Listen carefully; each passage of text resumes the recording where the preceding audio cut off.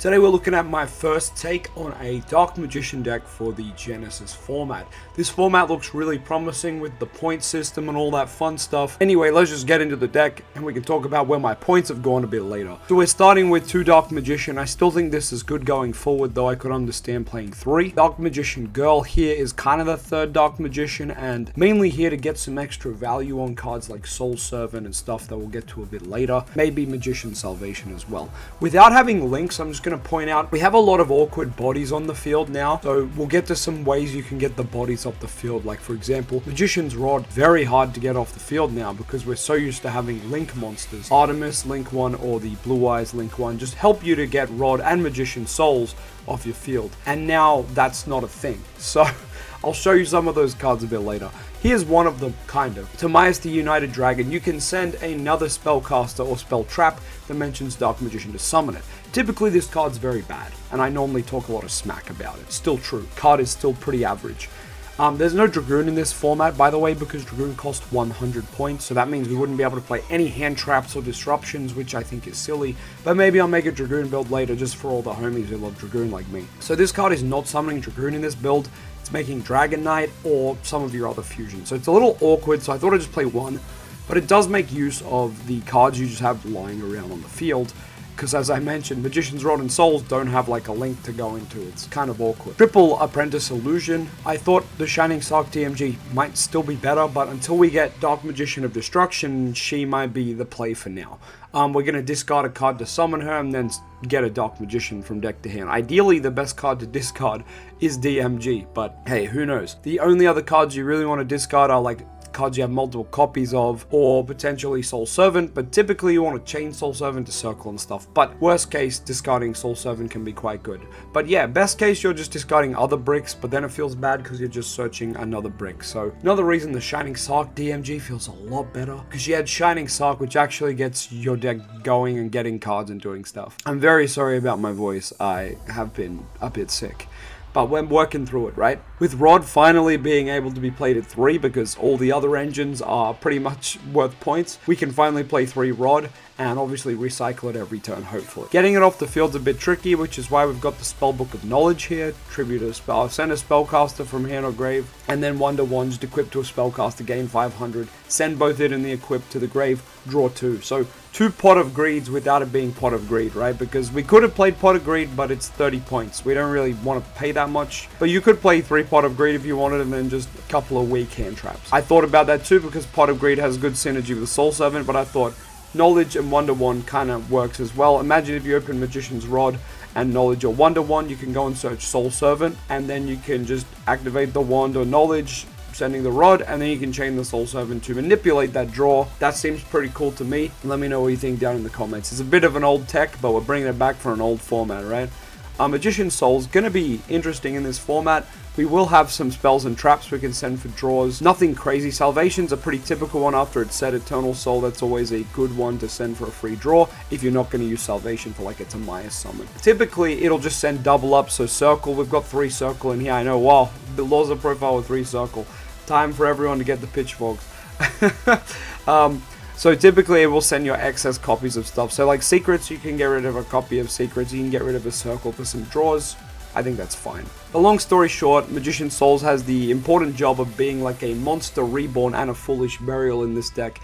It will manipulate your grave by putting the DMG or the DM in there while being a body or summoning one of the bricks. So if you've got that Salvation on the field and you want to get DMG and DM to summon, you can do that. Otherwise, summon the souls, send the Salvation for draws is also a very good play.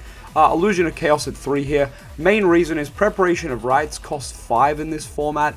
We're not paying for Preparation of Rites, while it's questionably the better card, especially once Dark Magician of Destruction releases. That's a different story. But without the new support, yes, I don't think we're getting the new support until 2026, maybe February or March at this point. It's very sad.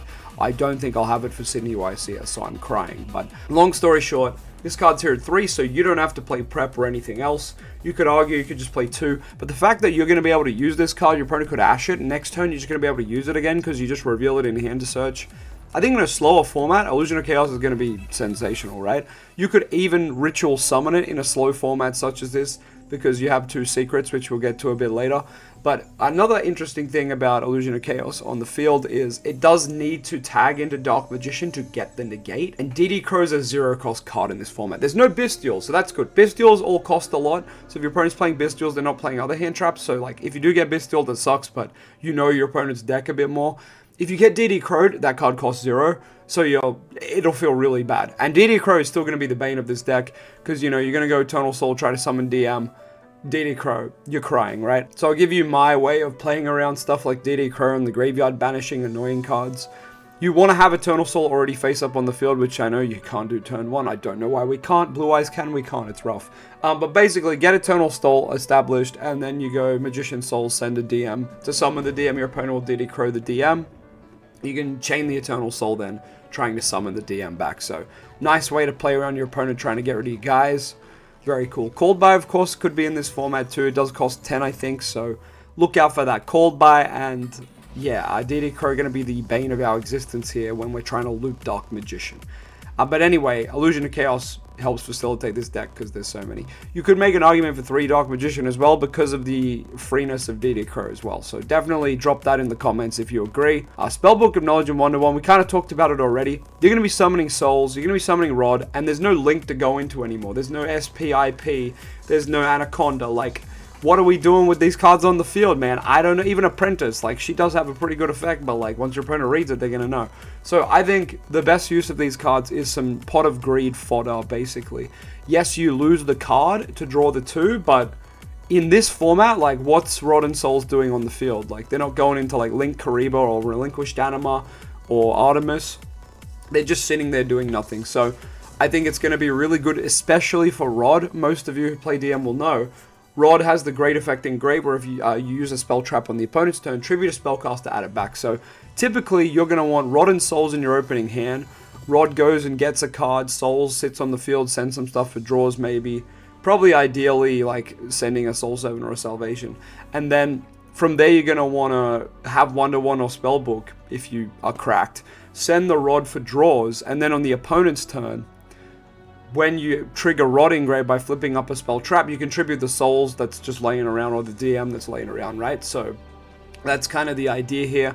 But also, let's say you don't have Wonder-One or Spellbook of Knowledge, you're like, LOZA, how do I get Rod off my field? Well, we are playing Secrets down here at 2, as you can see. 2 Secrets just means, like, I hate Secrets for context, but in this format, we don't have, like, Gaze yet. Gaze of Timaeus will obviously be a great 2 to 3 of in a format like this. Depends if they put a cost attached to it, which they might. Or maybe they'll put the cost on Dark Magician of Destruction, who knows. But long story short, Secrets can Ritual or Fusion Summon, which in this format might actually be useful. We never Ritual, but it could happen here. And most importantly, the Fusion part's very good. So if you go normal Rod, add Secrets or Soul Servant, and you go Magician Soul Summon DM or DMG, and then you can Secrets to get the Rod off your field. The dilemma is you will not have a spellcaster on the field now, but potentially you have the Eternal Soul to flip, to summon, Rod triggers, tribute the DM summon, add it back. Hopefully that's the case, but like it does help get Rod in the grave turn 1, right? We could also go up on stuff like Knowledge and Wonder-One. I'm just playing 1 and 1 because you can use both if you open both. Spellbook of Knowledge is once per turn. Wonder-One's not, but it's an equip spell, so it's a little bit worse, you could say. Whereas Spellbook of Knowledge is a little bit easier to use, I want to say, and like doesn't lose to things like Ghost Ogre or AMST, right? Whereas this one does, which is pretty funny. Salvation, really the best field spell in the existence of Yu-Gi-Oh, right? Salvation, I mean, you read the Tenpai field spell, but don't worry about that. Don't worry about Magical Meltdown. This is the best field spell right here. It lets you set this card. That's it. In theory, when you summon DM, you can summon DMG and vice versa, thanks to this card. But like, what does summoning them do? Not a lot. So typically, you want to get rid of this card for like a Soul 7 draw, a Magician Souls draw, I should say. But hey, it's a good card sometimes, just to be fodder, because it goes plus. Anyway, Triple Circle. Well, in a simplified format, I think we just got to run and gun it for the Triple Circle tactics again. It sucks, but that's kind of how it is. We're playing that circle triangle control, baby. Everyone loves the DM triangle. We're back. We're back. Triple Soul Servant because, you know, we need to see the DM triangle pieces. Hopefully you see your Magician Souls or your cards that help get the vanillas in the grave to make this card live turn 1. Otherwise, it is a brick. But worst case scenario, you open up the Soul Servant with a bunch of all these cards down here, and you just set it turn 1. Hopefully these cards keep you afloat, and then on the opponent's end phase, you flip the Soul Servant, stacking Illusion of Chaos, and then you can start your plays from there, because you'll be top decking Illusion of Chaos. Typically, you go get Souls, summon or mill DM, and then you banish the Soul Servant, draw 1. So it means you draw another card, right? So it's not like you're losing your draw phase to draw Illusion of Chaos, like you are, but then you will draw another card off the Soul Servant as soon as you get to your Magician Souls play. So I really like that. It's really nice. But yeah, that's just some use with Soul Servant going first when you have bricked. It feels bad, but it's nice to have like a backup play and to have that in mind. Artemis really helped with that as well. When you would normal Rod and you didn't have anything else, you just add Soul Servant, link into Artemis, Soul Servant on the opponent's turn. You add the Rod back and you get the search with Soul Servant like as you draw phase. Really cool, but we don't have Artemis, so rip. Let's get to our banned cards or our restricted cards, because I think, yeah, we've spoken about Eternal Soul. You know what this does. Summon DM every turn. He's immune. Kind of crazy. 2 secrets, which honestly feels bad, but I kind of had to fill space, and in theory it helps you get some of these cards off the field that you need to. So yeah, let's talk about them. Judgment, 2 Judgment, 2 Droll, 2 Vela. I know it says Droll is 5, but Droll's been buffed to 10. So I think you'll notice on this list it says I haven't maxed out the points, but I have. Droll is actually a 10. They've already updated the list. So Droll is a 10 now. So this is actually 20 points right here, right? That's crazy. That's as much as Super Poly. So Super Poly is going to do a lot of heavy lifting here. Dark Magician struggles to go second. Anyone who's played this deck knows you want to go first to establish like Circle, Eternal Soul, maybe set some of your back row, your interruptions, all that stuff, right? That's the typical deck plan. Go first and set up. So some of the cards here are to help with going second, a majority of them in fact, but some of them can help with going first as well. Solemn Judgment is you're going first. Please don't dust on my back row or Cosmic or Twin Twist on my back row kind of thing, because we do need to protect it. Or if they just try to do, you know, some other stuff you don't like, the card just says no. The whole idea of this deck, by the way, is to summon the Dark Magicians. I know typically we'd summon Dragoon. In this format, I think we want to turbo to this card turn 1. Unless you open Circle Eternal Soul, then you want to turbo to Dragon Knight turn 1. If you don't find the Dragon Knight turn 1, you're going for this card. And the main reason is you want the Dark Magicians to just generate infinite draws in this kind of simplified format, hopefully. You have enough spells and traps that you should be able to trigger one on your turn and then one again on your opponent's turn to get 2 draws of this card. Hopefully that's the case. If not, F. So yeah, some of the traps here are obviously spells or traps. Some of them are unfortunately hand traps, but they're also spellcasters. So when you do need to secrets and fuse into the Dark Magicians, you need to use Dark Magician or DMG and a spellcaster. So these cards are spellcasters that double up, obviously, more importantly, as hand traps. But if you desperately need to make the Dark Magicians turn 1, you can use one of the hand traps if you have to. Typically, you want to use your Rod and your Dark Magician or DMG. That would be ideal, but I'm just saying, like, these are backups if needed, or you can use them to push for game, right? In battle phase, secrets, fuse with one of these and a DM to push for game, also a great option. Super Poly is also going to help you there. So Super Poly and secrets in the battle phase can be really dirty. So, as I mentioned, Super Poly helps with going second. One reason is you just outboards, right? We've got so many targets. We've got Starving Venom. We've got Predaplane Dragon Stapelia. We've got Mud Dragon. We've got Garura. We've got Mysterion. And we've got Secretarian Dragon? Secretarian? I don't know what this guy is, but it's just a bunch of generic stuff or stuff you can make off secrets. So yeah, very much fusion-based extra deck there. But yeah, sorry, I'm kind of going all over the shop here, but let me just talk about these cards some more. Obviously, the bottom row here is going second mainly, but Book of Moon we haven't spoke about can be good going first. You can normal summon Rod, your opponent goes to Imperm Vela, you can chain the Book of Moon, flipping your Rod face down, and you still get the search. And the reason why this is fine is because you can still spell Book of Knowledge a face down card, which is hilarious. You can't Wonder, unfortunately, so, hey, Spellbook of Knowledge, better card once again. But you can also fuse. You can fuse with face-down cards on your field, so that's really good to know. Your Rod face-down can still fuse with the secrets to make your Dark Magicians, for example. So the cool thing about Book of Moon is it only costs 7, and Call by the Grave costs 10 points. So this is like a pseudo Call by the Grave, but it also is good going second to just flip an opponent's threatening monster. Remember, there's no links, and there's no pendulums, So this is actually very useful at just flipping any Synchro XZ that's threatening you, right? You just turn it off and say, I don't want to deal with that, flip. So hopefully you open one of the 6 cards we've got down here.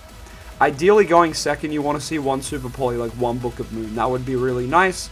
The backups are like seeing stuff like Vela, seeing stuff like Droll. I know Droll's probably the card that should be at 3 here, but because of its 10 point cost, it really threw out of whack my stuff, because Super Poly's also 10. But yeah, there's also the Judgment, and if anything, I could see the Judgment going to 1 and the Vela going up to 3, but I could play the format some more and go, no, I actually like the Judgment better. It really just depends what you're versing. Same with the Super Poly targets. We can add some more targets once we really know what the decks are going to be in the format. You know, the typical Genesis decks to play for. That will help build the rest of our hand traps. Right now, I'm just thinking as a general base what I want to do with the deck. Once we kind of have established the best Genesis decks, I will revisit this video, this deck, and everything. So make sure you comment down below. If you're watching this in the future, like not on the 28th of September, you need to comment down below and say we need to update a Genesis Dark Magician list, okay? Because obviously I probably haven't done it if that's the case. Long story short, Judgment here is to help with going first, to just prevent your opponent from popping all your back row. Everything in the bottom row is to help with going second, although Super Poly and Book of Moon double up as cards you can set going first, which means you can potentially draw with Dark Magicians, and they double up as interruptions, whether you're first or second. I tried to make it cards that were generically good first or second. Vela, obviously not as good first, but still, like, Imperm's questionably a better card, but it costs more points, right? And it's a spellcaster, which actually ties in once again to fusing into Dark Magicians. But yeah, let me know what you think of my lineup and what you're playing. I was just playing 3 Ash, 3 Imperm, but that doesn't leave you much slots left. So I figured we go for weaker hand traps, but a wider spread, and I tried to be really generic, right? Cards that are good first and second, a lot of spells and traps or spellcaster hand traps to synergize with this card as much as possible. So let's talk about the extra deck a little bit more, because I've been speaking about it, but this is kind of the deck's game plan. Get to the Dark Magicians turn 1 with as many, interruptions as you can draw in your hand. Hopefully you have spells and traps you can use on the opponent's turn, and you're just going to be drawing every turn with this, potentially, if they don't out it, and that just will net you a bunch of card advantage, and that should mean you're able to win the game, because we've got so many different cards that you can draw that are useful, right? You can draw into Vela, you can draw into Book of Moon, you can draw into Droll and Lock. There's a lot of good cards. Maybe questionably you need more hand traps to draw into, but I did just want some pressure going second. Dark Magician, the Dragon Knight, is here for when you are cracked and you open Circle, Soul Servant, or Eternal Soul. Like, you just open the way to the Dark Magician triangle. In that case, it's probably better to pivot from going for Dark Magicians to pivot into going for the Dragon Knight lock. You'll just be sitting on the Dragon Knight, hopefully with Eternal Soul and Circle, banishing 1 card every turn and saying, my board's immune, you can't touch my back row. Hopefully that is good in this format, because it's not good in the TCG at all. So let's just hope that it's good here. Dark Cavalry's here, but it's Dark Magician and a Warrior. There's no way in this deck to summon this. This is purely a Super Poly target. I don't think it should even be here. This can definitely go, but we just have room. We have room. I could probably play more XYZs, but I also think they're not really needed either. Master of Chaos, this card's insane at pushing for damage with secrets. In battle phase, if you go into battle phase with Dark Magician, hit him with Dark Magician, secrets to fusion with Illusion of Chaos in hand and Dark Magician on field into Master of Chaos. You can then bring back the Dark Magician used for the fusion summon, and like that's just, I think it's lethal, right? It's 2/5, 2/5, 3k. Yeah, it's exactly 8k. So I love this card for the lethal it gives. It also contribute a light and dark and banish all monsters your opponent controls. I don't know if there's a light in this deck, actually. Oh, Timaeus is the only light. Well, oh, Effect Veiler. So Effect Veiler and Timaeus are the lights here. So we do have lights in here. Normally it's Artemis, but hey, there you go. There's lights in the deck that you can use. So hopefully they come up. Dark Magician Gold, the Dragon Knight, is the last of the Dark Magician fusions. Surprisingly not a bad card, and kind of another reason why Timaeus is here, because with the girl, you can actually, this is like your pseudo Dragoon, right? You could go into her and on the opponent's turn, quick effect, send a card from hand to grave, target a face up, destroy that card. That's pretty good for a budget Dragoon. Obviously this card has no protection, no immunity, no attack boost, no negate, but I thought it's not that bad, and it could be a super poly target as well, so why not?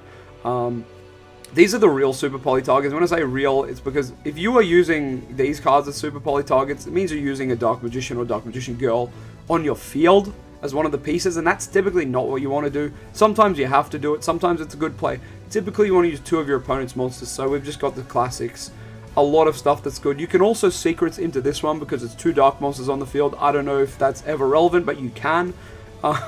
You could potentially secrets into this one too, but typically you can secrets actually into the Secretarion and the Mysterion as well, because they're just a spellcaster and a dragon. You would just have to have Timaeus, I suppose, somewhere, but or use the Timaeus effect. These cards could be interesting floodgates, which is why they're included. For those who don't know, Mysterion loses 100 attack for each banish card, otherwise it's 3k. And when your opponent uses an effect to special summon a monster, you can target one of the special summon monsters, banish it, and banish all monsters on the field with the same type. Pretty cool. The Secretarion Dragon is kind of a weird floodgate. He loses 100 attack for each banish once again. Then when you control this fusion summon card, your opponent cannot activate the effects of special summon dragons or spellcasters. Pretty weird, but like seems like a card that would beat us as well, so it's kind of funny. Double-edged sword like that. Doesn't affect us though, but if your opponent summons it or steals it, you're in trouble. You can target a dragon or spellcaster in your grave. Special one if you do, place the other to the bottom of your deck. I think that's pretty cool because you just get to summon another guy as well, so this is just another card that's pretty good. Oh, sorry, wrong card. This is just another card that's pretty good if you're going to the battle phase, but I guess you can't use that effect in the battle phase, not a quick effect. It's not when it's summoned either. I guess one of the best uses for this would be to revive one of the fusions, because you can summon this fusion, target one dragon spellcaster in your grave, special summon it, and then you put the other one bottom of the deck. So I guess putting back stuff like Illusion of Chaos to the deck if you used it, or just some other stuff might be fine, while you can re-summon a fusion, or even put the fusion back in your extra deck if you want it back there. It's an option. I don't think it'll come up much, but it's there. Lastly, we have Naruto, the Moral Leader. This is mainly here because it's a step to rank up if you open Double Apprentice. So if you open Double Apprentice, you can summon the 2 6s, but obviously you need a discard for both, which can be quite bad. But you can turn them into Naruto, and this is just when your opponent activates a spell Trap. Once per turn, detach material on the gate activation if you do destroy. But you can also rank up into Ebon Illusion Magician. So he says you can also exceed this card with a rank 6 spellcaster exceed you control as material. So why I really like that about this card, I'm just going to try to get the text down here, there you go. What I like about this is you can detach material and special a normal spellcaster from your deck or hand. So it gets another DM on the field, and you can do it from Double Apprentice, right? I think that's really cool. And then when a spellcaster monster declares an attack, a normal spellcaster, you target a card your opponent controls, banish it, so it can give you like a second banish alongside Circle. It's also like, this is a going second XYZ, obviously, so it helps the deck a little bit going second. Getting 2 7s on the field can be awkward, but maybe we play Chronicle Magician if this is good enough. Like, I haven't looked at Chronicle for a while, but maybe he could come back. There's some other cards I think we could experiment with, like Magikaribo, even in a simplified format, maybe. But yeah, anyway, that's another topic for another day. This card might need 3 Dark Magician to be viable, though, is my only thing, because typically if you get to him by the Naruto line, or if you've made him with 2 Dark Magicians, well, he can't summon anything, because he doesn't summon from grave. Missed opportunity not making him summon from grave, it's hand or deck. And like, are you going to play 3 Dark Magician to make your XYZ better? No, you're not. So, it is a bit awkward in that front. Maybe Flare Metal could be a better slot here, but anyway. Big Eye's the final one. This card's kind of nuts. Just detach 2, and, you know, obviously detach your Dark Magician so it's back in the grave ready for Eternal Soul, and then you can take an opponent's monster. This card can't attack that turn, but whatever you steal can, so that's really cool. If your opponent's just got a big boy and you baited in the gate, you can go take it and say, thanks, I'm keeping it. You don't give it back, you just keep it, so it's kind of crazy. But anyway, that's the list. What did you guys think? I'm really keen to start playing this, so in the Dark Magician Discord, we'll be playing it. If you want to find this profile and drop your comments and thoughts there, absolutely, or do it on this video. I'll have the link to this in the description and everything too. But yeah, this is the LOZA Dark Magician Genesis profile. I hope you guys enjoyed. A lot of people have been asking for this. Let me know in the comments what you want to see next. Probably some gameplay of it, hey. But hey, I'll work on that, and I'll catch you guys next. Peace.